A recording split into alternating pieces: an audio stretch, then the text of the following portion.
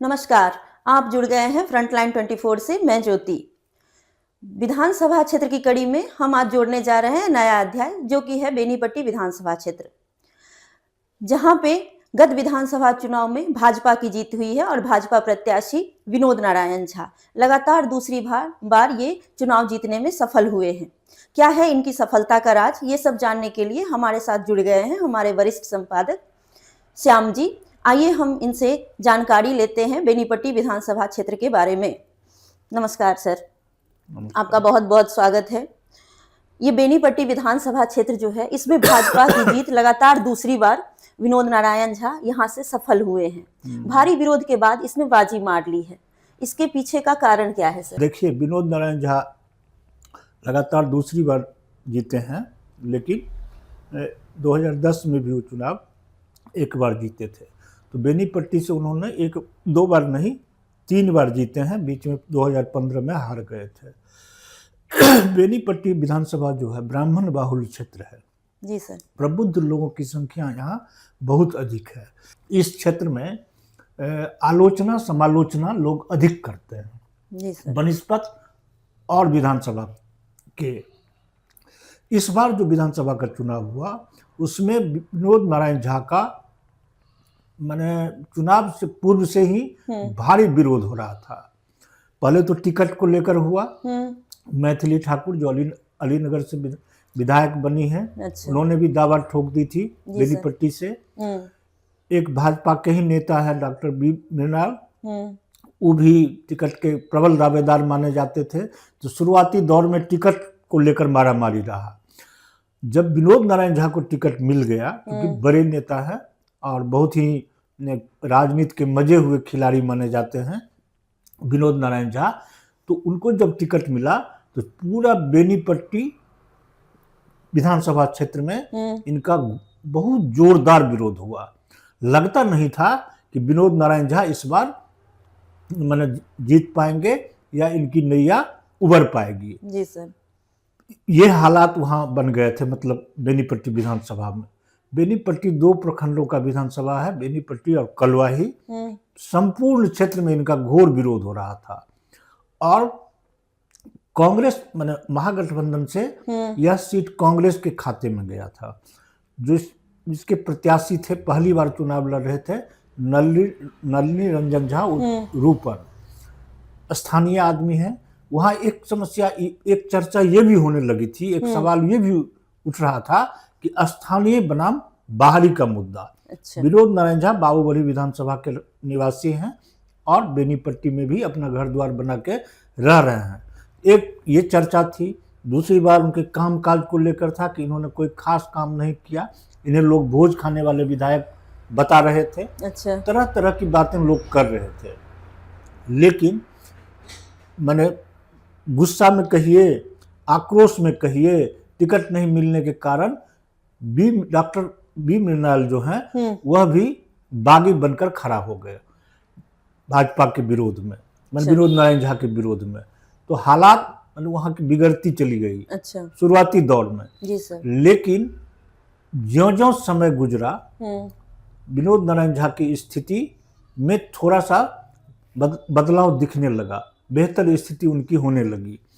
और ये जो कांग्रेस पार्टी के नलिनी रंजन झा थे, जिन्होंने कड़ी टक्कर दी है विनोद नारायण झा को, उनके साथ विडंबना क्या हुआ कि बहुत ही कर्मठ, जुझारू और आम जनों के बीच में हमेशा उपलब्ध रहने वाले ये युवा नेता कांग्रेस के नलिनी रंजन झा के विरोध में कांग्रेस के ही बहुत सारे ऐसे लोग थे जिन्होंने विरोध करना शुरू किया, भीतरघात किया इनके साथ। बावजूद इसके इन्होंने अपने दम पर कुछ अपने कार्यकर्ताओं, अपने सहयोगियों के साथ मिलकर चुनाव लड़ा और कड़ी टक्कर इन्होंने दिया है। पहली बार चुनाव में लग रहा था कि मतलब नलिनी रंजन झा बाजी मार लेंगे, जीत लेंगे, लेकिन ऐसा नहीं हुआ। अंत में चुनाव के अंतिम दौर में जाकर विनोद नारायण झा के पक्ष में पूरा भाजपा का कुनबा बेनीपट्टी में उतर गया। अच्छा। और एक एक गांव, एक एक वार्ड को भाजपा के नेता, कार्यकर्ता, आरएसएस के नेता कार्यकर्ता, उसमें तो नेता कम कार्यकर्ता अधिक होते हैं, गांव गांव बूथ बूथ तक पकड़ लिए और परिवर्तन दिखने लगा। और अंत में जाकर चुनाव जब आया, जिस दिन हुआ, रातों रात लोग वहां बदल गए और जिस विनोद नारायण झा का नाम नहीं सुनना चाहते थे लोग, उनके पक्ष में वोट करते देखे गए और विनोद नारायण झा दूसरी बार लगातार जीत दर्ज की है। सर, तो एक तरफ हम देखते हैं विनोद नारायण झा की जीत की ये कारण थे, लेकिन दूसरी तरफ जो कांग्रेस प्रत्याशी नलिनी रंजन झा थी वो कहीं ना कहीं असफल हुई। तो इसके पीछे का कारण कुछ अलग था इससे? क्यों उनका विरोध था इतना? देखिए, सबसे पहले तो राजद के लोग दिल से जी सर कांग्रेस को वहाँ मदद नहीं करते हैं।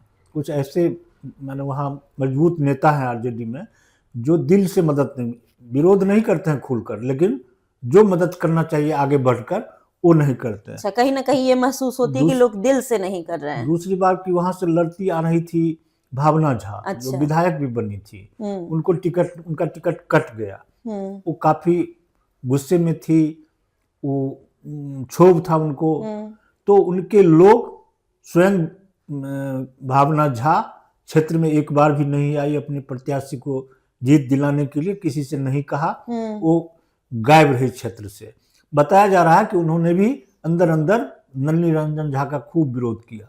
बड़े नेता हैं देश के, मिथिलांचल के, डॉक्टर शकील अहमद। अच्छा। उन्होंने कोई अभिरुचि नहीं दिखाई। उनकी बहुत मजबूत पकड़ है मधुबनी लोकसभा क्षेत्र में, खासकर बेनीपट्टी में भी।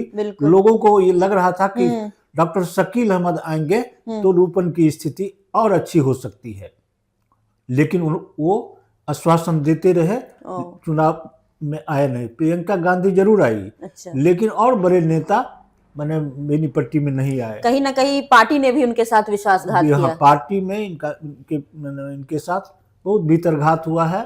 बहुत सारे ऐसे नेता हैं जो खुलकर क्षेत्र में नहीं जाकर, लेकिन बाहर से बहुत विरोध कर रहे थे।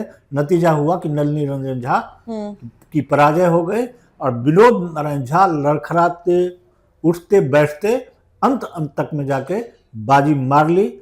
और वहां भी यही खेल हुआ कि अति पिछड़ा, सवर्ण और महिला मतदाताओं का जबरदस्त समर्थन मिला उनको। सवर्ण का वोट तो सभी भागों में गया। अच्छा। नलिनी रंजन झा के तरफ भी आया और विनोद नारायण झा को भी मिला। और 10,000 से अधिक वोट लाए डॉक्टर बी मीनाल, जो बागी बन के निर्दलीय प्रत्याशी थे, उन्हें भी 10,000 से ऊपर वोट आया। वो भी सवर्ण का ही वोट था। और भाजपा के जो समर्थित लोग थे उसमें से भी बहुत सारे लोग अंत तक नाराज रहे, लेकिन वोटर नहीं नाराज रहा।